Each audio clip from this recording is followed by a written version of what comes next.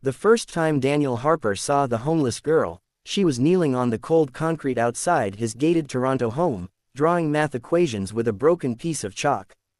But she wasn't alone. His 8-year-old daughter, Lily, sat beside her in her expensive winter coat, smiling wider than Daniel had seen in months. Daniel almost rolled down the window to shout. Instead, he froze. Because the girl on the pavement wasn't begging. She was teaching. And what happened next would change all three of their lives forever. Daniel Harper was the kind of CEO people in Canada admired from a distance. He had built his tech company from a basement office in Mississauga into a national brand. Business magazines called him ruthless but brilliant. Investors trusted him, employees feared him, the media loved him, but at home, things were different. Since Lily's mother had passed away 2 years earlier, Daniel had buried himself in work. Meetings, flights to Vancouver, investor dinners in Montreal, anything to avoid the quiet house that echoed with memories. He told himself he was providing for Lily. The best school, the best tutors, the best everything. Yet Lily had stopped smiling. Her grades were slipping. Her teachers said she seemed distracted. Daniel hired private tutors, but she barely spoke during lessons. So when he came home early one afternoon and saw Lily sitting outside the gate with a homeless teenage girl, his first reaction was anger. He stepped out of the car sharply. "Lily, what are you doing?" Lily looked up, startled but not scared. "Dad, this is Ava. She's really good at math." The girl stood up slowly. She looked about 16, maybe 17. Her coat was thin, her shoes were worn at the edges. But her posture was proud. "I'm sorry, sir," she said softly. "She asked me about her fractions. I used to be good at school." "Used to be." Daniel's eyes narrowed. "Lily, we have tutors for this." "I know," Lily said quietly. "But they don't explain it like she does." Daniel looked down at the chalk on the pavement. The steps were clear, patient, simple, better than the expensive worksheets he'd seen upstairs. He noticed something else. Lily was laughing. He hadn't heard that sound in months. "Where are your parents?" Daniel asked Ava, his tone still firm. Ava hesitated. "My mom passed away last winter. My dad isn't around." She swallowed. "I've been staying at a shelter downtown when there's space." Something tightened in Daniel's chest, though he didn't want it to.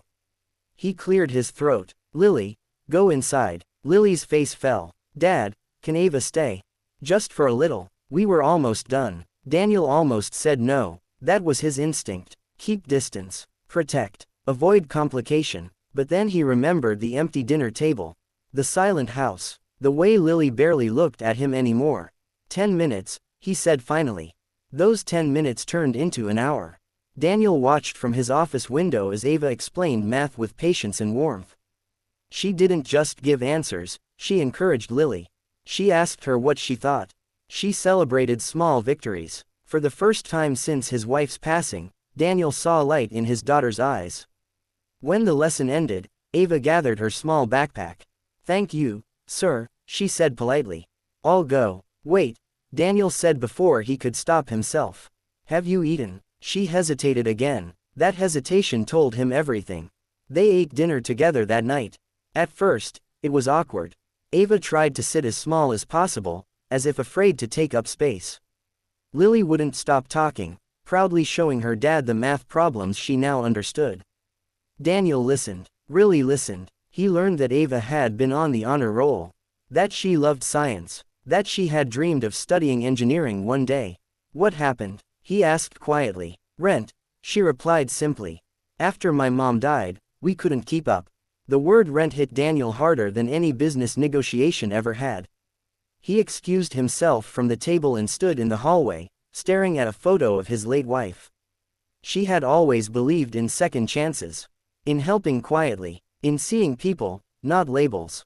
When he returned, his voice was different. "Ava, would you consider something?"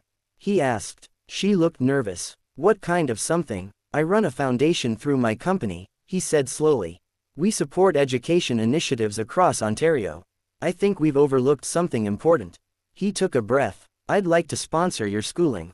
Not charity, an investment, in someone clearly brilliant." Ava blinked rapidly, as if afraid to believe it. "And," he continued, glancing at Lily, "if you're willing, I'd like to hire you as Lily's official tutor." Silence filled the room. Then Ava's shoulders began to shake. She covered her mouth, trying not to cry. "No one's ever," she whispered. "No one's ever offered me that." Lily jumped from her chair and hugged her. That night, Daniel didn't check his emails. He didn't prepare for his next board meeting. He sat at the kitchen table with two girls discussing algebra and dreams. Over the next months, everything shifted. Ava enrolled back in school. Daniel used his influence to expand his foundation's programs to support homeless youth across Canada. What started as one scholarship became dozens, then hundreds. But the biggest change wasn't in his company reports. It was at home. Lily's grades improved. Her laughter returned fully. She and Ava studied together every evening. Sometimes Daniel joined them, awkward at first, then genuinely present. One evening, Lily asked him, "Dad, why didn't you help her sooner?" The question stung. "Because," he admitted softly, "sometimes we're so busy building walls that we forget to look outside them." Years later, at a national education conference in Ottawa, Ava stood at a podium as a scholarship recipient turned engineering student. She spoke about resilience, about kindness, about how one opportunity can rewrite a life. Daniel and Lily sat in the front row. When Ava finished, the room rose in applause. But Daniel wasn't thinking about the applause. He was thinking about that first moment, chalk on cold pavement, a homeless girl teaching his daughter fractions. He realized something powerful. He hadn't saved Ava. She had saved him from becoming a man defined only by profit margins and headlines. Saved him from losing his daughter emotionally. Saved him from a house filled with silence. And maybe that's the lesson that matters most. Sometimes the person you think needs rescuing is the one holding the key to your own healing. So the next time you see someone the world has overlooked, look closer. Because behind every label is a story. And behind every story is a chance to change a life, including your own.